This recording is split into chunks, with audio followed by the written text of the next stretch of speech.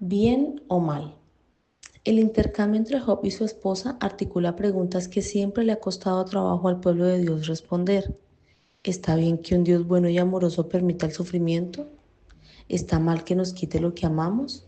¿Está bien que Dios prospere a los malvados y empobrezca a los fieles? ¿Está bien que nos enfurezcamos contra Dios cuando deja que nuestra vida se desmorone? ¿Nos equivocamos al juzgar la calidad del amor de Dios por la cantidad de nuestras penas? Efesios 3:18. Aunque no sepamos las respuestas cristianas correctas a estas preguntas, a nuestro corazón le puede costar trabajo conectar la realidad de nuestra agonía y el misterio de los propósitos de Dios. ¿Cómo puede ser bueno si permite que nos lastimemos tanto? No es usual que la desilusión aumente tras la devastación, como lo vemos en la historia de Job. El problema es que el enojo alimenta nuestra desilusión al responder por cuenta propia las preguntas relacionadas con la fe. Brad Hambrick explica: el enojo no pierde el tiempo en conectar puntos. Si hay dos puntos en la página, punto 1, yo fui herido, y punto 2, Dios estuvo involucrado, el enojo traza con prisa una línea gruesa entre los dos. Dios me hizo daño. Dios no es seguro. Todo lo que me dijeron de Dios fue mentira. Inquieta por respuestas. Es normal que nos hagamos preguntas sobre las partes trágicas o dolorosas de nuestra historia. Queremos saber por qué yo, por qué ellos, por qué esto, por qué ahora, por qué no. Podemos pensar que cuantas más respuestas obtengamos, más paz encontraremos. Pero cuando nuestras preguntas son muchas y las respuestas de Dios son pocas, nos puede sobrevenir la frustración. Las explicaciones que queremos son las que no tenemos, porque no podemos conocer la mente de Dios. Romanos 11:34. Él tiene derecho a guardar secretos. Deuteronomio 29:29. Porque Él es Dios y nosotros no lo somos. Por mucho que intentemos sacar conclusiones correctas, el enojo no puede darnos el consuelo que buscamos. Santiago 1:20. Avanzando en la historia de Job, vemos cómo se inquieta cada vez más por hallar respuestas sobre, y en consuelo, su sufrimiento insoportable. Lo vemos luchar igual que nosotros por conectar su sufrimiento y su servicio a Dios. Job 31:3 dice: no es la calamidad para el injusto y el infortunio para los que obran iniquidad. Cuanto más sufre, más cuestiona Job cómo el Señor soberano ha manejado su situación. En medio de su angustia, él gime en Job 7:11: me quejaré en la amargura de mi alma. Job 30, del 20 al 22 dice: clamo a ti y no me respondes. Me pongo en pie y no me prestas atención. Te has vuelto cruel conmigo.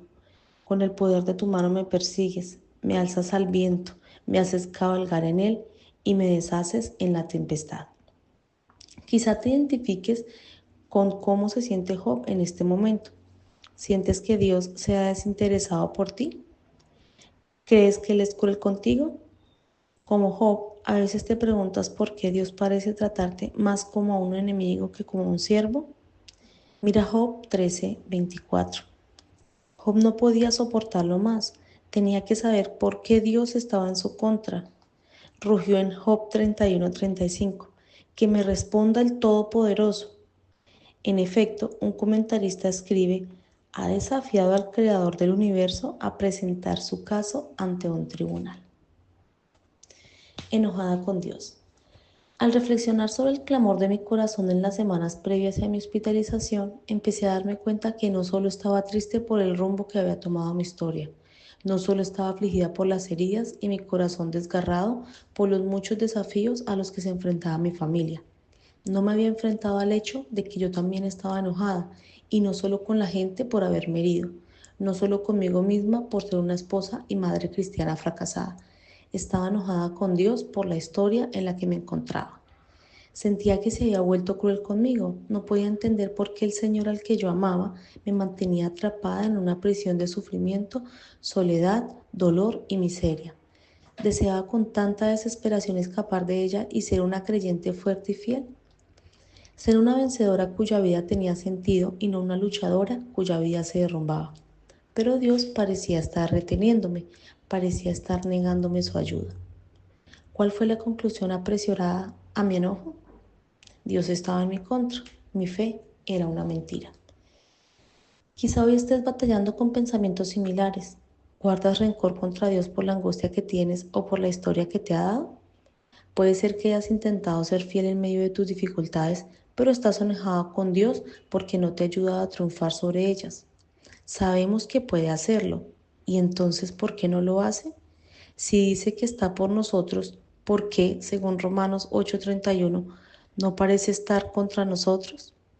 ¿Por qué parece estar contra nosotros? Si quiere que busquemos su rostro, ¿por qué sigue escondiéndolo? ¿Es contrario a Salmos 27:8 y 88:14? Si en verdad es nuestro escudo, ¿por qué no nos ha protegido de las tragedias o los traumas? Salmos 84:11. Si es nuestro pronto auxilio, ¿por qué según Salmos 46:1 no nos ayuda a liberarnos de esta prisión de tinieblas? Dios desafía a Job. Después de que Job le pide cuentas al Todopoderoso, Dios rompe su silencio, pero no viene a dar explicaciones ni a ofrecer razones por el sufrimiento de Job.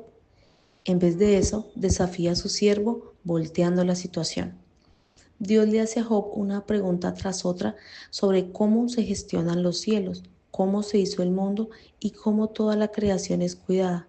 No es solo un interrogatorio minucioso, es aterrador. Job 42 dice, ¿todavía quieres discutir con el Todopoderoso? Tú eres el crítico de Dios, pero ¿tienes la respuesta? Dios le pregunta a su siervo sufriente.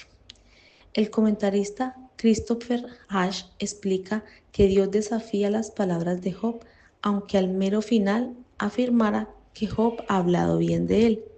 Job también ha dicho algunas cosas muy equivocadas sobre Dios. Por su enojo dijo cosas apresuradas. Las conclusiones de Job sobre la disposición de Dios no eran correctas.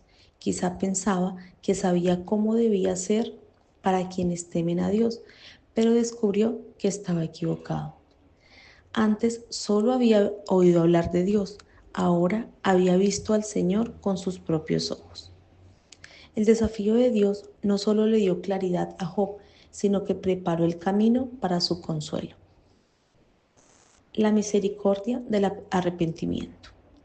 Al considerar cómo la historia de Job se cruza con el enojo en la depresión, podemos extraer mucha revelación útil. Sí, el hombre estaba desconsolado, como quizá lo estés tú. Sí, él estaba experimentando un sufrimiento insoportable, como quizá lo estés tú. Pero Job también intentó conectar su dolor con Dios y con una visión incompleta de la realidad, cosa que todos nos vemos tentados a hacer. Para ser consolado en su dolor y aflicción, Job tendría que pensar de manera muy diferente al respecto. Así que Dios desafió a Job a cambiar de opinión. Era lo que él más necesitaba en esos momentos. Encontrar defectos en Dios no es la manera de darle sentido a nuestras penas. Humillado por las preguntas cósmicas de Dios, Job expresa su cambio de opinión con un clamor de fe. Mira Job 42:6. Por eso me retracto y me arrepiento en polvo y ceniza. Para Job, el arrepentimiento era el mejor paso que podía dar en la cúspide de su angustia. Era un paso de humilde aceptación respaldado por la misericordia de su Creador. A pesar de todas sus palabras equivocadas, Job permaneció recto con Dios al arrepentirse de ellas. El desafío del Señor fue un acto de misericordia. Le dio a Job el consuelo que él había estado buscando.